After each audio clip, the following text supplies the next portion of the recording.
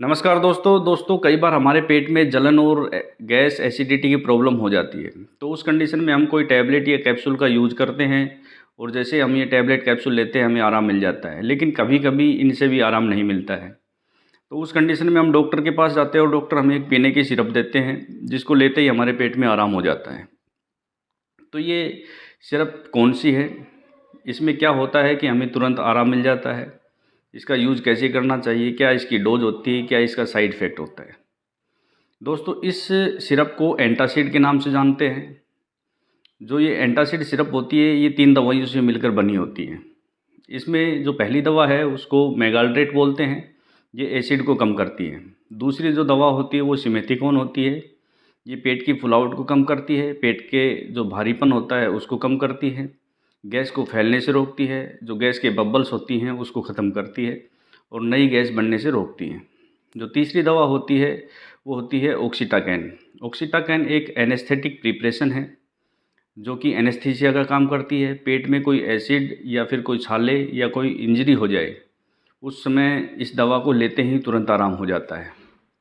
अगर हमारे पेट में दर्द होता है तो जैसे हम ये दवा पीते हैं तो हमारे पेट में जो दर्द होता है उसको ये खींच लेती है, उसको सुन्न कर देती है। इस वजह से हमें तुरंत आराम मिल जाता है। अब बात करते हैं इसके डोज की।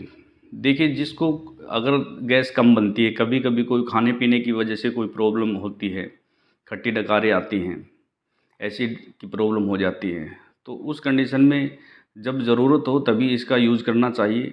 हम इसको 10 ml उस समय यूज़ कर सकते हैं।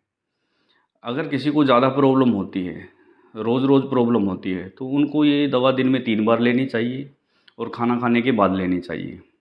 इस दवा को हम कैसे भी ले सकते हैं, खाना खाने से पहले या खाना खाने के बाद में। अगर किसी को कभी-कभी प्रॉब्लम आती है तो इसको कभी-कभी यूज़ करना चाहिए, रोज़ यूज़ नहीं करना चाहिए। इस दवा को जो 10 वर्ष से कम उम्र के बच्चे होते हैं उनको और जो प्रेग्नेंट वुमेन होती है उनको देते समय थोड़ी सावधानी रखनी चाहिए।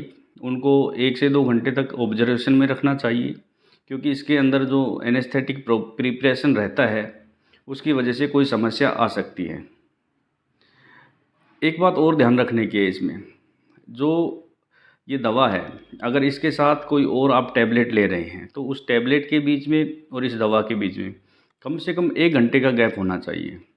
क्योंकि जो टैबलेट होती है अगर आप इसके साथ लेओगे तो जो उसकी एफ़िकेसी है वो कम हो जाएगी, क्योंकि टैबलेट का अब्ज़ॉर्प्शन पूरी तरीके से नहीं होगा और टैबलेट अपना पूरा रिज़ल्ट नहीं दिखाएगी। जितना उसका जो इफ़ेक्ट होना चाहिए वो उतना इफ़ेक्ट नहीं आएगा और उससे हमें कम आराम मिलेगा। तो दोस्तों ये थी आज की हमारी वीडियो। आप सभी का बहुत-बहुत धन्यवाद।